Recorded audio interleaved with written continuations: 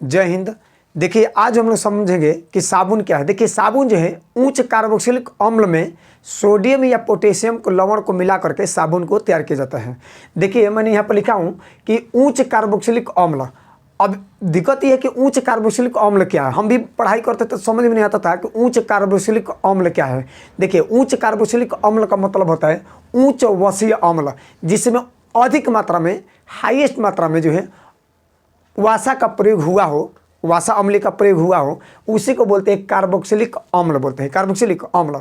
अब फिर समझ में कि उच्च वसीय अम्ल का मतलब क्या है। तो उच्च वसीय अम्ल का मतलब ये होता है कि उच्च वसीय अम्ल को बनाने में तेल का प्रयोग करते हैं या वनस्पति जो हमारे तेल आते हैं, घी का प्रयोग होता है, वासा जो फैट होता है या चर्बी। देखिए पहले के मतलब उतना डेवलपमेंट नहीं था, तो अब तो धीरे धीरे बहुत सारी कंपनियां अनेक प्रकार के जो है साबुन को तैयार करने लगी।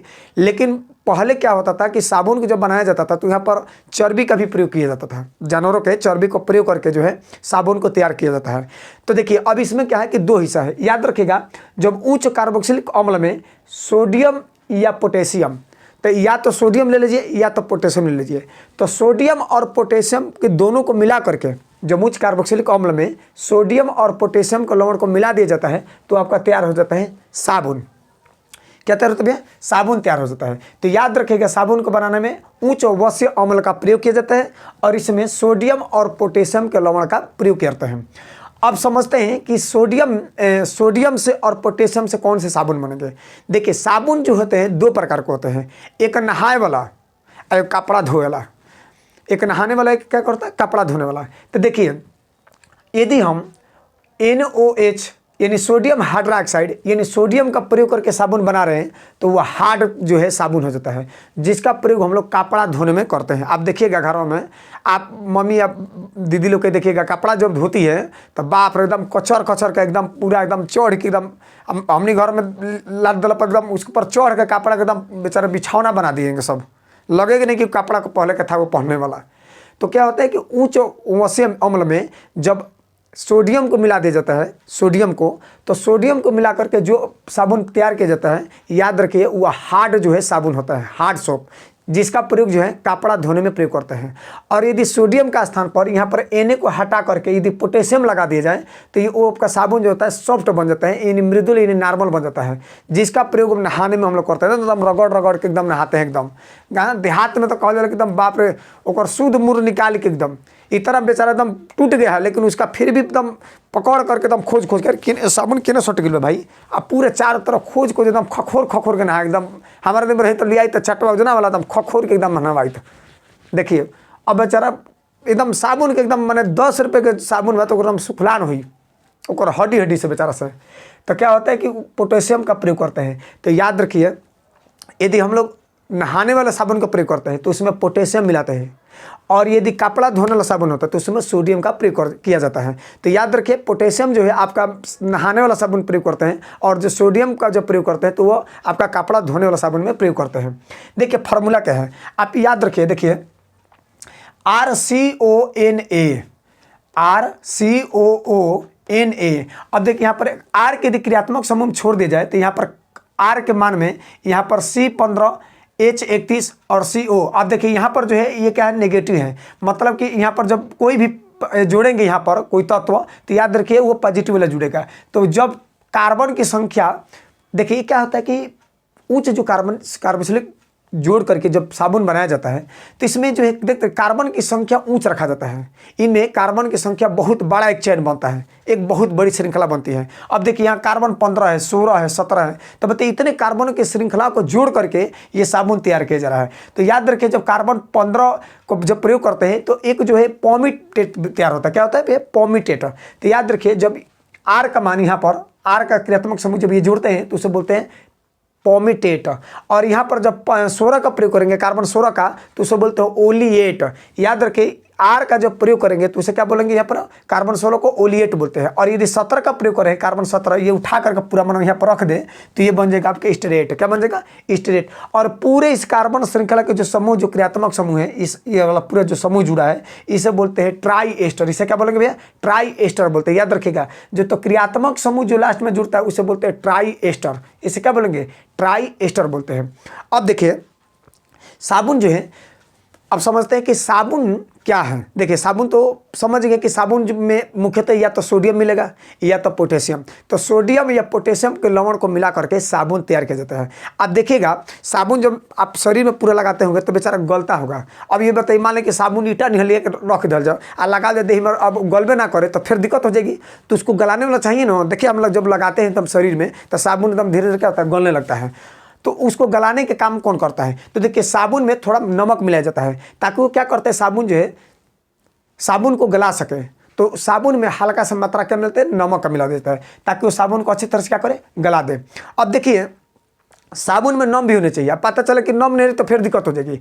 तो साबुन में जो नम रखा जाता है वो लगभग 10% रखा जाता है, 10%। साबुन में कितने, 10%। अब नम रखने का मुख्य उद्देश्य क्या है। अब देखिए साबुन में पता चला कि नहा रहे एकदम पूरा ठंडे ठंडे कूल पानी लगा कर एकदम स्नान कर रहे हैं। अब पता चला कि बीच में चटक गया, साबुन बीच में टूट गई, तो कहेगा ही दादा चाचा कैसन साबुन दिल बड़ा हमारा के। अब हाला हो जी कि साबुन अच्छा कंपनी के नहीं है। तो साबुन जो है चटक ना पे बीच में प्रयोग करते समय, इसलिए उसमें क्या रखता है, नम। आप देखिएगा साबुन को हटाएंगे तो हल्का हल्का उसमें चिपचिपा लगेगा, उसमें है ना, एकदम नमी रहता है। तो कितना ज़्यादा नहीं रहेगा, 10% रहेगा। याद रखिए चटकने नहीं देता ये नमी, उसको बचा कर रखता है ताकि बीच से टूटे ना जाए प्रयोग करते समय। अब देखिएगा अभी बताइए कि इसमें कार्बोक्सिलिक अम्ल का भी प्रयोग किया जाता है, कार्बोक्सिलिक एसिड। अब इसका प्रयोग करते होंगे तो देखिएगा प्रयोग जब करते हैं तो बेचारा क्या करता है कि पूरा शरीर में जलन पैदा कर देता है, पूरा शरीर में क्या करता है, जलन। तो याद रखिए कार्बोलिक अम्ल जब साबुन में मिला देते हैं प्रयोग बनाते समय साबुन में, तो कार्बोलिक अम्ल क्या करता है कि पूरा शरीर में जो है जैसे ही लगाते हैं तब बेचारा दम वहाँ का पूरा मैल छुड़ाने में भी सहायता करता है। पूरा यहाँ का जो मैल है, जो देह में कचरा बैठा है, उसको छुड़ाने में क्या करता है, ये सहायता करता है। अब पूरा शरीर में जो एकदम पूरा अच्छे से जैसे लगाते हैं, लगाते लगाते कभी कल हमने के बचपन में नहाते थे तब बेचारा माता जी लगाती थी तब पूरा आँख एकदम पूरा छछराए पपराए लगा एकदम। अब घुसा देते थे, मम्मी छोड़ हमारे जाए कबा माई छोड़ दे, मम्मी छोड़ कहाँ जो पटक एकदम पूरा भैंस निहर नहा रहा भी बेचारे। अब हमने के छटपटा नहीं, हमको जाना चाहिए, हम भागेंगे यहाँ से। अब बताइए तो जो शरीर में आँख में जैसे ही वो साबुन पड़ने से एकदम छछराए लगला ना, लहरिया लगला आँख एकदम, लड़का चिल्लाला सब मम्मी चिल्ला चिल्ला के बेचारा। तो याद रखिए जो कार्बोलिक अम्ल जो होता है वो क्या पैदा करता है, जलन पैदा कर देता है। तो जो आँखें में जो पपराता है एकदम छरछराए लगला, वो आपका क्या होता है, कार्बोलिक अम्ल होता है। अब देखिए अब बता रहे, अब मान लीजिए कि कोई साबुन है, आप खूब बढ़िया से एकदम अच्छा साबुन है, आप प्रयोग कर रहे हैं, आप पता चला कि झाग ही नहीं दे रहा है, वो बेचारे बोलेंगे कि एकदम अजीब टाइप का कंपनी है, अब ये साबुन का हम प्रयोग नहीं करेंगे। अब क्या होगा कि साबुन जो अधिक से अधिक मात्रा में झाग दे उसके लिए उसमें रेजिन मिला जाता है। क्या मिला जाता है भैया, रेजिन मिला जाता है। याद रखिए साबुन में आप देखिएगा जब जो झाग देता है तो झाग देने का मुख्य उद्देश्य क्या है कि अच्छे से पूरा शरीर में एकदम लगा के एकदम और उसका पूरा शरीर से मैला हटाने में सहयोग करे। तो जो रेजिन जो होता है वो अधिक मात्रा में साबुन में झाग देता है। क्या देता है, झाग। याद रखिएगा। अब देखिए अब ये भी है बड़ा समस्या भी, कितना देखिए कॉम्प्लिकेटेड है ये। अब बताइए कि वो रेजिन जो है झाग तैयार कर दिया। अब मान लीजिए कि अब शरीर में लगा रहा तो अलग अलग हार आए कि तो पूरा शरीर में झाग सूख जाए तो अजीब हो जाएगा, पूरा भैया झाग सूख गए हो लगले, फिर दिक्कत हो जाएगी। तो वो झाग ना सूखे इसलिए उसमें क्या मिलाता है, ग्लिसरॉल मिला देता है। याद रखिए क्या मिलाते हैं, ग्लिसरॉल। और यह ग्लिसरॉल शरीर में झागों को सूखने नहीं देता भैया, देख लीजिए ये सूखने नहीं देता है। और क्या करता है, आप देखिएगा पियर्स साबुन लगाइए, पियर्स साबुन देखेंगे ना तो एकदम पारदर्शी होता है। तो साबुन को पारदर्शी भी बना देता है। साबुन क्या बनता है, पारदर्शी। तो जो पियर्स जो कंपनी है वो देखिएगा उसका आर पर एकदम दिखाई देता है, एकदम ए बगल को वो बगल, अब एकदम लगा लगे बाप रे बाप। अब बताइए हम लोग इतने बेचारे काले हैं, हम लोग लगाएंगे तो काम करेगा, हमको पता नहीं कितना साबुन लोगों ने अभी तक वही तरह रह बन बेचारे। पहले का प्रयोग तो हम सोचते हैं पहले भैंस से प्रयोग करिए, अगर भैंस गोरी हो गई तो समझ ले कि एकदम हम लोग किस खेत मूली हैं, हम भी एकदम गोरे हो जाएंगे। तो याद रखिए ये ग्लिसरीन जो है वो झाग को सूखने नहीं देता है, ज़्यादा समय टिका कर रखता है ताकि झाग ना सूख पाए। और याद रखिए रेजिन जो है झाग का निर्माण करता है। ये अब समझते हैं कि मिसेल क्या है। याद रखिए देखिए शरीर में या जो कपड़े में जो भी मैला बढ़ता है, कपड़ा धोने वाला साबुन हो या नहाने वाला साबुन हो, ये दोनों का सिर्फ एक ही काम है कि भाई मैला को बाहर निकालना, मैल को बाहर निकालना, गंदगी को बाहर निकालना। तो देखिए जब साबुन जब उसमें डिटर्जेंट या साबुन को जब घोल लेते हैं पानी में या शरीर पर लगाते हैं साबुन को, तो वो क्या करता है कि मिसेल बना लेता है। मिसेल याद रखिएगा क्या बनाता है, मिसेल। और मिसेल के देखिए स्ट्रक्चर ये है। तो मिसेल का एक सिरा हाइड्रोफोबिक कहलाता है और दूसरा सिरा जो है हाइड्रोफिलिक कहलाता है। याद रखिए, पहला सिरा क्या कहलाता है, हाइड्रोफोबिक, और दूसरा सिरा क्या कहलाता है, हाइड्रोफिलिक कहलाता है। देखिए इसे हिंदी में जल विरागी कहते हैं, क्योंकि देखिए जैसे फोबिया की बीमारी होती है जल से। एकदम आप देखिएगा कुत्ते जो होते हैं जब काट लेते हैं तो फोबिया बीमारी होती है कुत्ते काटने से। अब बेचारा एकदम जल से डर हो जाता है, नहीं हम नहीं देखेंगे, तो जल से डर बीमारी होती है। याद रखिए फोबिया मतलब जल से भागना, जल से दूर भागना। तो हाइड्रोफोबिक याद रखिए, इसमें है फोबिक, तो यानी जल से दूर भागना, ये जल विरागी है। और याद रखिए ये है हाइड्रोफिलिक, ये है जल रागी। इसे हिंदी में बोलेंगे जल विरागी, इसे जल विरागी और इसे बोलते हैं जल रागी। देखिए ये क्या करता है कि पूरे हाइड्रोजोफोबिक है, ये पूरे डस्ट को एक जगह इकट्ठा कर लेता है। और ये हाइड्रोफिलिक क्या होता है कि वाटर में घुल जाता है, और ये वाटर में घुलता है और ये जो गंदगी को अपने इकट्ठा कर लेता है और ये वाटर में घुलता है। और इस तरह से जब हम लोग शरीर में पूरा अच्छे से जब रगड़ते हैं तो इस तरह से क्या होता है कि हाइड्रो जो फिलिक है वो वाटर के ले करके इस पूरे गंदगी को बाहर निकाल देता है। ये साथ में क्या होता है, गंदगी को बाहर निकाल देता है। इस तरह से शरीर से गंदगी साफ हो जाती है। देखिए जो झाग बनता है, झागी में तैयार होता है मिसेल, उसी में तैयार होता है क्या, मिसेल। आप देखिएगा झाग जो सफ़ेद कभी बनता होगा, आप देखिएगा पूरा शरीर पर जब नहाते हैं तो सफ़ेद दिखाई देता है। इसका रीज़न क्या है, आप पढ़े होंगे कि जब प्रकाश की किरणें एक साथ पूरे प्रकाश को परावर्तित कर देती है तो सफ़ेद दिखाई देने लगता है। कैसे दिखाई देता है, सफ़ेद दिखाई देने लगता है। तो जब झाग बनता है तो जब प्रकाश की किरणें एक साथ है किसी एक दिशा में सभी रंगों को, सातों रंगों को एक साथ जब परावर्तित कर देती है, परावर्तन करती है, तो जिसके कारण वो झाग जो है सफ़ेद दिखाई देते हैं। और कुछ देखिएगा झाग जब आप स्नान करते होंगे घरों में, एकदम देखिएगा आप पता चलता है कि कुछ झाग ऐसे भी तो रंगीन दिखाई देता है, एकदम पूरा उसका बुलबुला कैसे दिखाई देता है, रंगीन।